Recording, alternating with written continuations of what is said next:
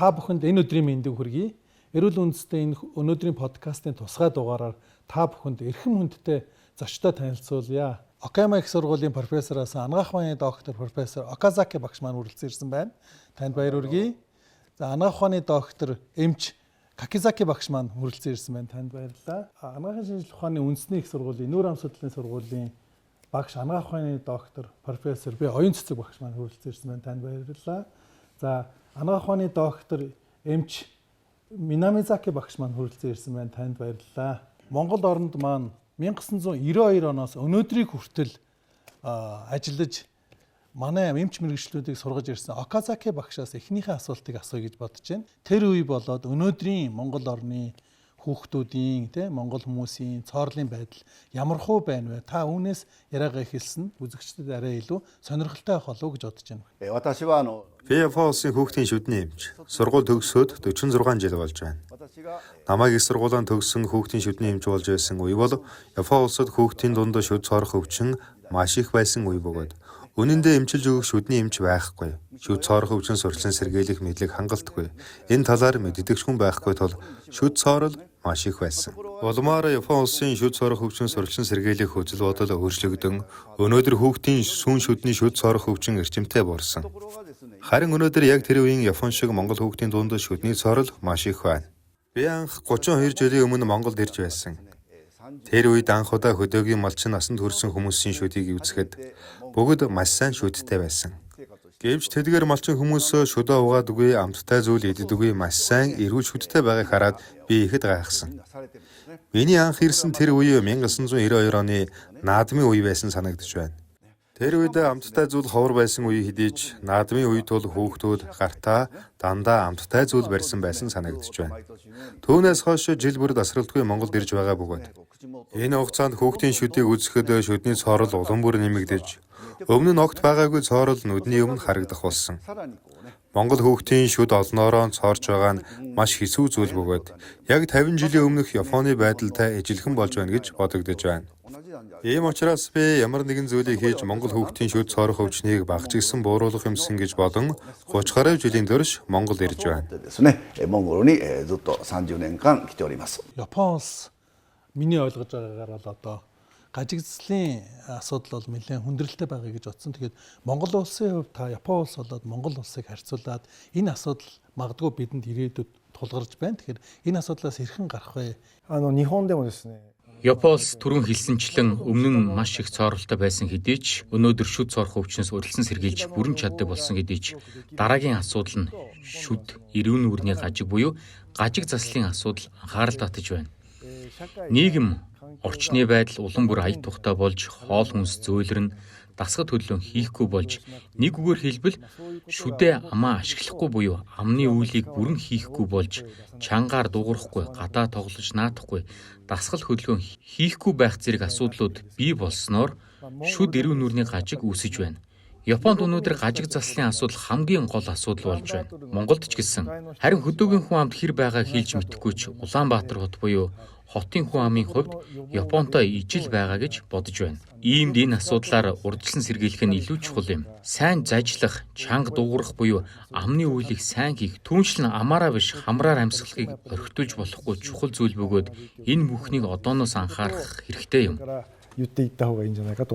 За Монгол манай үйлчлэгч маань тэр болгон өнөөдөр мэддэггүй энэ нэг асуудал манай энэ толгуур эдийн асуудал байгаа. Тэгээд толгуур эдийн асуудал өнөөдөр ялангуяа энэ химийн шүлбэр буюу авддаггүй шүлбэрийн авддаг шүлбэрийн ч мөн ялгаа байхгүй маш их тулгамдсан асуудал болж байгаа. Энэ тал дээр Япон улсын сүүлийн үеийн эмчилгээний арга тактикийг та бидэнд хэлж өгөөч.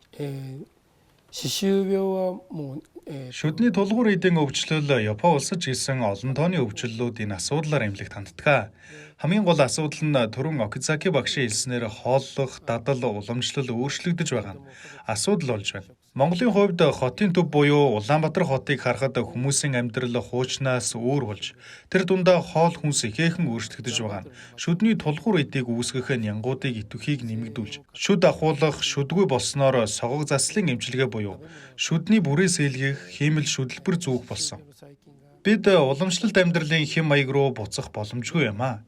Иймээс ямар ч байсан шүдээ угаахгүй бол болохгүй. Өөрөөр хэлбэл өнгөрийг хянах нь маш чухал бөгөөд үүний тулд ажлын өрөөндөө ч гэсэн шүдээ цэвэрлэх буюу өнгөрийг хянах талаар заалгаж хийх дадал нь шүдний тулгуур эдийн өвчнийг хянахад маш чухал гэж бодож байна. Нэгдүгээр асуулт тамхи. Тэгээд жирэмсэн эхийн талаар ярья. Тамхи нь бие махбод цусны эргэлтэд сангуугаас гадна буйлны эдгэрэлтэд муугаар нөлөөлж тулгуур эдийн эмчилгээг хийлгэсэн ч бүрэн эдгэрдэггүй.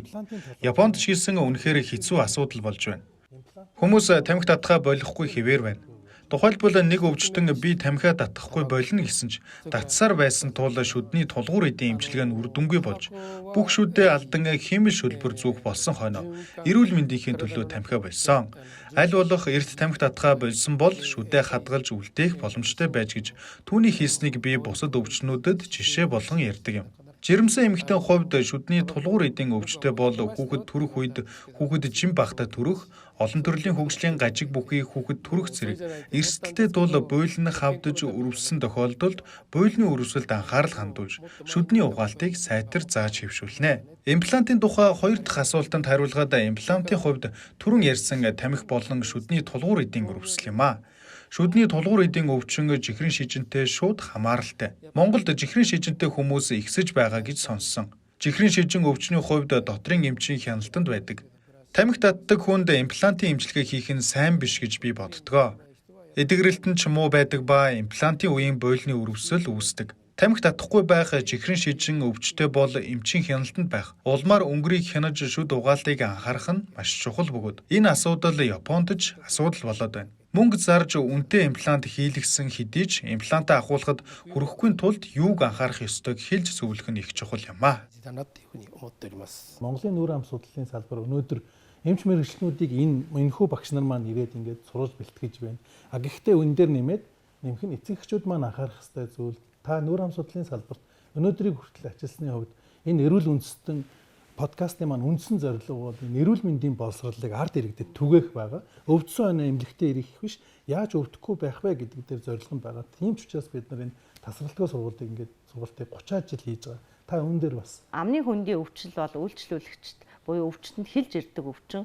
Ялангуяа одоо хүн амын маань дэлхийд бол одоо нийт хүн амын 90-60-аас 90%. Ялангуяа одоо манайх шиг хөгжилд ороо хөгжиж буй Монгол шиг улсуудад бол энэ ер нь бага насны хүүхдүүдийн донд шүд цаарах өвчний тархалт 90% байгаа. Яг үүндээ өвдсөн хойно бид нар эмнэлэгт ханддаг. Өөрөө илүү хүүхдийнхаа шүдийг өвдсөн байна. Тэгэхээр та өдөрт биш юм ахэд 7 хоногт нэг удаа хүүхдийнхаа амыг ангаалгаад харахад тэр эрүүл байх цагаан шүд маань эхлээд өнгө нь өөрчлөгддөг. Тэгээд тодорхой хугацааны дараа одоо хатуу эдийн алдагдал буюу манайхан бол ингээд шүд сэлтэрээд өмрөд ороод ирлээ гэдэг ингээд цоороод за ингээд хайхрахгүй бол нэг чихэрлэг амтлаг зөөл эсвэл нэг халуун хүйтэн зөөл солигдоход хүүхдийн маш шүд өвддөг.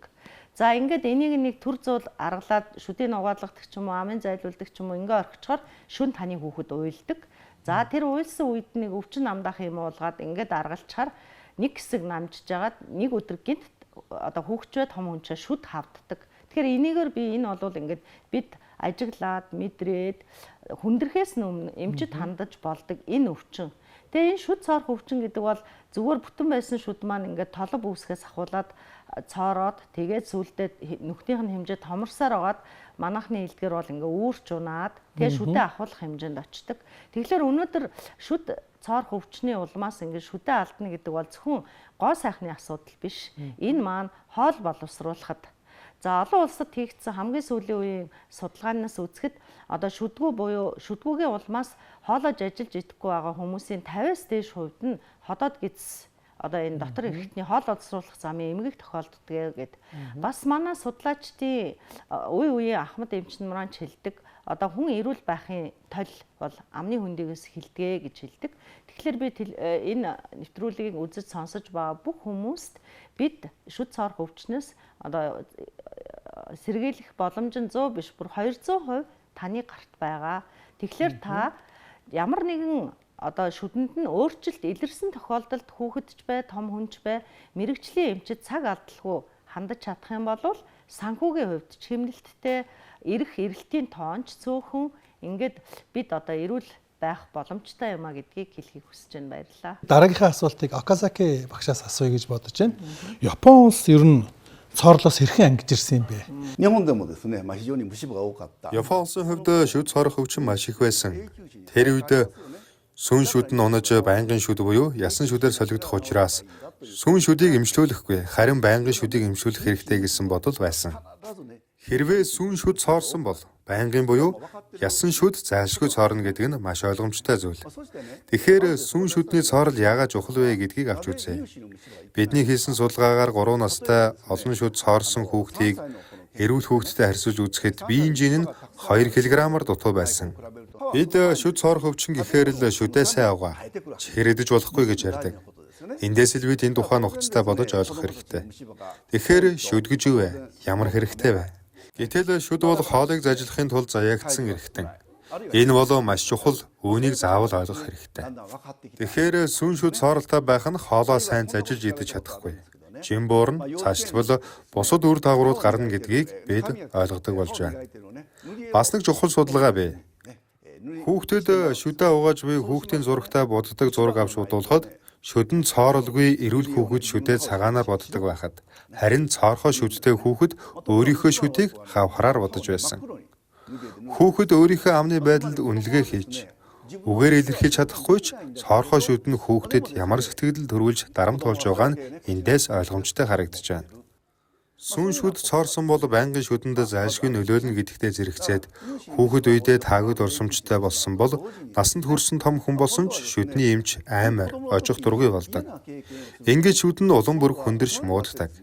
Эндээс бид үзэл бодлоо өөрчлөх хэрэгтэй.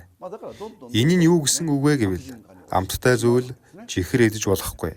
Шүдээ аваа гэхээс илүүтэйгээр шүд гэж юу болох? Юуны төлөө шүдэлдэг гэдэг чухал зүйлийг ойлгох хэрэгтэй. Улаанбаатар хотод амттай хоолтой олон ресторан байгаа. Бид ресторанд ороод хоолны зэсийг хараад өнөөдөр юу идэх вэ гэж боддог. За махтай стейк идэх үү? Монгол мах амттай гэж бодно. Харин шүд муутай болоод ирэхээр дуртай, амттай гэж бодохоос илүүтэй би юу идэж чадах вэ гэж боддог. Үүнийг залуу насндаа хизээж ойлгохгүй. Харин нас ахиж шүдгүй болсон үед бол маш сайн ойлгодог. Ийм учиртай байх нь. Тэгэхээр хэдэн настай болсон ч өөрийн шүдээ хоолоосоо айдна гэдэг маш чухал зүйл юм байна. Эндээс юунд илүү анхаарах вэ? Шүд цоорох өвчнөөс сэргийлэхийн тулд юу хийх хэрэгтэй вэ? Энэ чинь хоол зажилж идэж чаддаг байхын төлөө юм байна. Энэ л хамгийн чухал юм байна гэж боддог болно. Япон улсын хувьд шүд цоорох өвчин маш их байсан тэр үед Япон улс нэг зүйлийг хийж чадсан. Хуулийн дагуу Япон хүүхэд 1-6 нас хүрэхэд шүдний урьдчилан сэргийлэх үзлэгт бүх хүүхдийг хамруулдаг болсон. Тэгсэн 3 нас хүрэхэд шүд цоорох өвчин маш их байсан ч 1-6 настад шүд цоорох өвчин бага буюу цооролгүй. Бүх шүд нь эрүүл байсан. Энэ наснаас эхлэн зөвлөгөө яриа хийж энэ наснаас нь шүд цоорох өвчнөөс урьдчилан сэргийлэхэд илүү анхаарах нь чухал юм байна гэж бүгд ойлгон аажмаар системийг бий болгосон нь хүн бүхэнд ойлгомжтой. Маш чухал мэдээжийн зүйл болж чадсан. Энэ нь эцэгийг асран хамгаалагчид хүүхдийнхээ шүдийг цоорохоос хамгаалахын тулд юу хийх ёстойгоо ойлгож үзэл бодол нь өөрчлөгдсөн гэж бодож байна. Өнөөдөр Япон хүүхдийн хувьд шүдний цоорол маш бараг байхгүй гэж хэлж болно. Тэгэхээр бид шүдний эмч гэхээр л шүд өвдөхөөр очдог, хоол зажилж чадахгүй болохоор очдог гэж боддог. Та нар ч гэсэн ингэж бодож байгаа. Тэгвэл эн чинь буруу юм. Хичнээн өрөмдөж ломбдуулсан ч шүд цоороход нөлөөлж байгаа анхдаг шалтгаан нөлөөг арилгаж өөрчлөхгүй бол дахиад л хурдан муудна, мөн цоорно. Ийм учраас шүд эрүүл байсан ч гэсэн шүдний эмчийн тогтмол үзлэх хяналтанд очдог байх нь шүдээ хамгаалах, эрүүл бүтэн байлгахад хамгийн чухал зүйл юм байна. Хүүхэд байхаасаа буюу шүдэн цоорч өвдөөгүй байхаасаа шүдний эмчид тогтмол очиж үзүүлдэг байх нь шүдний эмчээс айх айдасгүй, шүдний эмчид үзүүлэх нь мэдээжийн зайлшгүй хийгдэх зүйл гэдгийг ойлгож авч байгаа нь хамгийн чухал юм байна гэж бодож байна. Япон улсад болохоор эцэг эхчүүд хүүхэдтэй аппарат зөвлөх гээд очихдоо ичдэг. Миний буруугаас болжээ гэж би тийг сонссон. Ажигдслын эмчилгээний явцад ажигдслын эмчилгээний дараа мөн энэ амны хөндийн арчилтын талаар маш чухал зүйлүүдийг багш маань лекцэн дээр ярьсан. Та тэгэхээр энийгээ бас үзэгч бидэнд нарийн тайлбарлаж өгөөч гэж хүсэж байна. За баярлалаа. Нэгдэх асуулт болох гажиг заслын эмчилгээ хийх нь эцэг эх асран хамгаалагчийн хувьд ичмэр зүйл гэдэг талаар ярив. Япон улсын хувьд сая Оказаки багшийн ярьсанчлан хүүхэд бага наснаасаа шүдний урдчилсан сэргийлэх үзлэгт хамрагддаг хэдий ч эцэг их асран хамгаалагчийн мэдлэг дутуу анхаарал сул байх нь гажиг заслын асуудал үүсгэхэд хүргэдэг байж болох талтай. Хүүхэд хоолндоо муу байна, ямар нэг асуудал байна гэж ойлгодог байх. Ингээд зөвлөгөө өгч ярилцах үед бид нарын мэрэгжлийн эмчийн зүгээс харахад эцэг их асран хамгаалагчийн хувьд гажиг заслын эмчилгээг сайн муу гэж ойлгох явдал заримдаа гардаг ч хүнд хэцүү гэдэг талаас нь биш. Аль болох энгийн ойлгомжтой тайлбарлаж харилцан ойлголцож зөвшөлдөлд хүрдэг. Өнөөдөр Японд гажиг заслын эмчилгээ хийх нь хэвийн зүйл болсон бөгөөд гажиг заслын эмчилгээн хэрэгтэй сайн зүйл гэдэгт дасаж найз нараас хин нэг нь хийлгсэн байгаа болохоор би ч гэсэн хийлгэмээр байна гэдэг болсон. Бид бүхэнд бас энэ эрүүл мэндийн мэдлэг түгээх энэ нэвтрүүлэгтээ олж байгаа та бүхэнд баярлалаа. Тэгээд Оказаки багшид таны өөрийн Монгол оронд ирсэн одоо энэ эмчилгэдэж байгаа сэтгэл манай ард иргэдийн тийм үү манай мэрэгчлэнүүдийн талаар таны хэлэх үгийг би сонсъё. Япон улсуудаа олон төрлийн судалгаанууд хийгдсэн байдаг. Жишээлбэл жилд 2 удаа шүдний эмчийн тогтмол үзлэх хяналтанд орж шүдээ цэвэрлүүлдэг хүмүүс болон огт очтгүй хүмүүсийн бие махбодын эрүүл мэндэд зарцуулж байгаа эмчилгээний зардлыг харьцуулан судалж үзсэн. Тэгтэл 30-40 настай хүмүүсийн хувьд жилд 2 удаа шүдний эмчид очиж шүдээ цэвэрлүүлдэг хүмүүсийн зардал өндөр гарсан ч 45 нас орчимд бараг ижил 55 ба 65 наснд ялгаа илэрхий гарч эхэлсэн. Цааш 65 наснд жилд 2 ба түүнээс дээш удаа шүдний эмчид очиж шүдээ цэвэрлүүлдэг хүмүүсийн 1 жилийн турш зарцуулах эмчилгээний нийт зардал 150 мянган йен буюу 3,500 мянган төгрөгөөр хямд болсон. Япон улсад эрүүл мэндийн даатгалын систем үйлчилж эмнэлгийн тусламж үйлчилгээ авдаг. Гэсэн хэдий ч насахын хэрээр олон өвчин нэмэгдэж илэрдэг. Тэр үед хэрвээ эргүүл шүдтэй бол юу ч байсан сайн зажилж идэж чаддаг байх. Тамир тэнхэт Минамазаки эмчийн тайлбарласнаар жихрийн шижингээр өвдөхгүй байх. Үүнээс сэргийлэхэд чухлаас гадна бүх зүйл хоорондоо уялдаа хамааралтай гэдгийг бид улам бүр ойлгож бүлээн зөвшөөрдөг болсон. Ийм учраас Монголд ч гэсэн энэ бүхнийг ойлгож шүдний эрүүл мэнд нь эрүүл амьдралын үндэс гэдгийг ойлгож анхаарах нь чухал юм ба. 歯の健康がですね、一生の健康を左右するんだ。そういうことをですね、理解していただけたらいいんじゃないかなと思います。 Хүүхдийн сүүн шүдийг за унах шүдийн мэд ингээд тэр болгон бас хайхгүй байх тохиолдол байдаг. Тэгэхээр ялангуяа сүүн шүдний гажигдсан эмчилгээ авагддаг шүдбэр авагддаг зэмсгийн талаар. За ялангуяа сүүн шүд болоод байнгын шүд солигдлын үе буюу өөрөөр хэлбэл энэ 6 наснаас 12 нас хүртэлх эсвэл 0-оос 5 нас хүртэлх хүүхдүүдэд юуг илүү анхаарах ёстой вэ гэдгийг та Хүүхдийн сүүн шүдийг хэрхэн анхаарах нь чухал вэ гэдэг дээр түрүүн Оказаки багшийн хэлсэнчлэн эцгийх асран хамгаалагчид нь ярьж зөвлөн боловсрол олох явдал чухал. Сүүн шүдний хувьд сүүн шүдний өөрийн үүрэг ач холбогдол гэж байгаа бөгөөд тэр жижиг шүднүүд игнэндээ тэгшгэн зэрэгцэн байрлаж тэр шүдээр сайн тасалж зулгаан зажлах өсөж хөгжих гэдэг тодорхой зорилго бүхий амны үйл юм. Өвдөхгүй бол эмчлэхгүй байж болно гэсэн үг биш. Сайн зажилж чадаж байна уу, үгүй юу гэдгийг сайн анхаарч ажиглах ёстойг эцгийх асран хамгаалагчид хэлж өгнө. Хоолоо сайн зажилж идэж байвал шүд солигдох үед шүдний игнээ зөв, сайхан болох талаар ярьж зөвлөнө. Харин шүд цоорох өвчний хувьд насанд хүрэгчдийн шүдэж гэсэн шүд цоорох шалтгаан байвал цоорохдоо амархан байдаг тул өвдөхгүй гэдгээс илүүтэй энэ хүүхэд өсөж хөгжихийг хүсэж байгаа үүнийг дэмжихэд шүд цоорох өвчнөөс сэргийлэх нь чухал талаар ярьж зөвлөдөг. Өнөөдөр Японд хүүхдийн жингийн илүүдэл асуудал болж байна. Хүүхдүүд таргалж байгаа бөгөөд энэ нь зөөлөн, өөх тостой, илчлэг өндөртэй хоолыг их хэмжээгээр идэх болсон бөгөөд зажлахгүй идэж болох хоолыг идэх болсон мэдээж шүд цоорох өвчнөд ч сайн биш.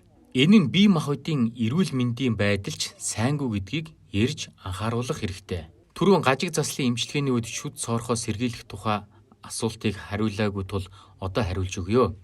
Гажиг заслын эмчилгээ хийлгэж байх үед заавал шүд угаалтын тухай ярьж ойлгуулах, сар бүр хяналтын үзлэгтээ ирж шүдэнд мэргэжлийн цэвэрлэг хийлгэхийн хамт энэ талаар эцгийх асран хамгаалагчид нь давхар ярьж анхааруулна. Хэрвээ шүд цоорох өвчнөд өвдөлт, гажиг заслын эмчилгээг хийлгэсний утга учир байхгүй болно гэдгийг сайтар хэлж ойлгуулах хэрэгтэй. 先の質問ですね。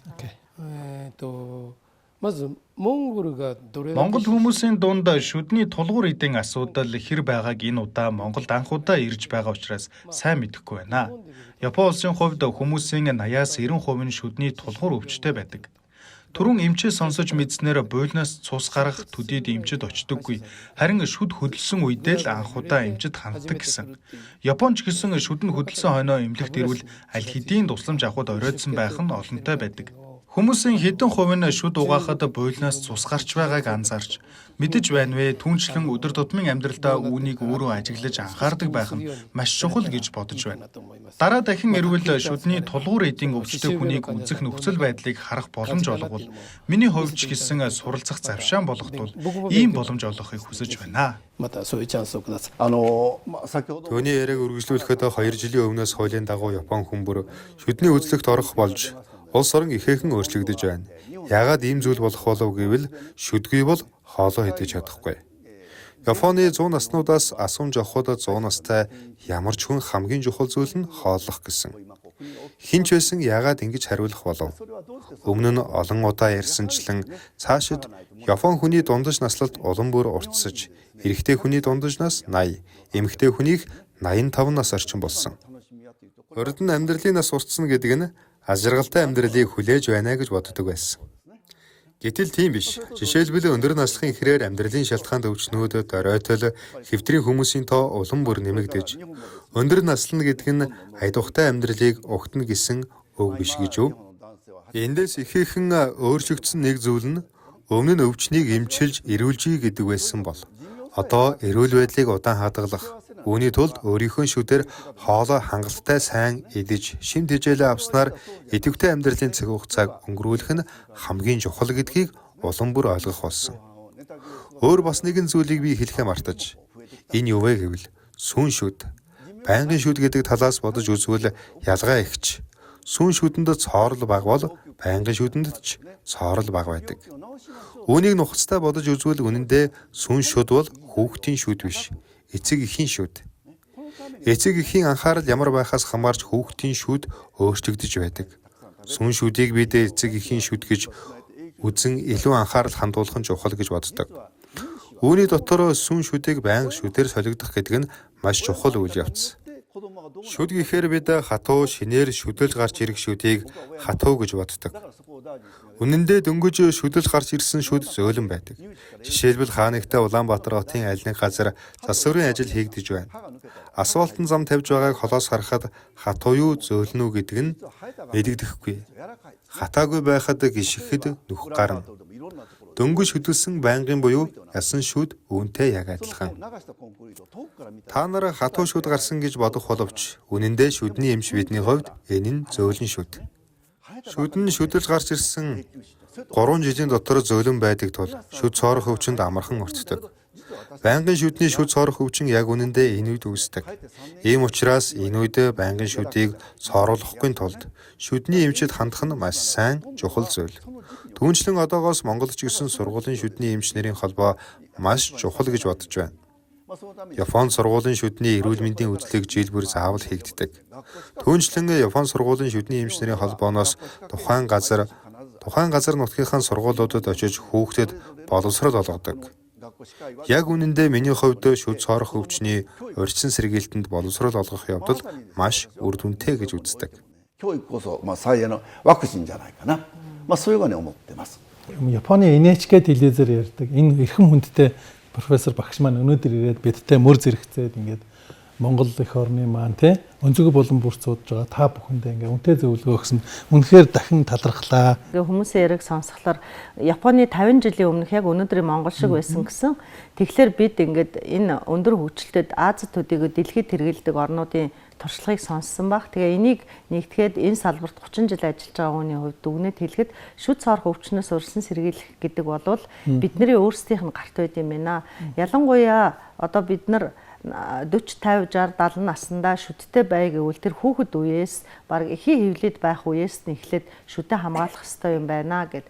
Тэгэд шүдэ хамгаална гэдэг бол маш энгийн. Бид зөвхөн шүд угаахаас гадна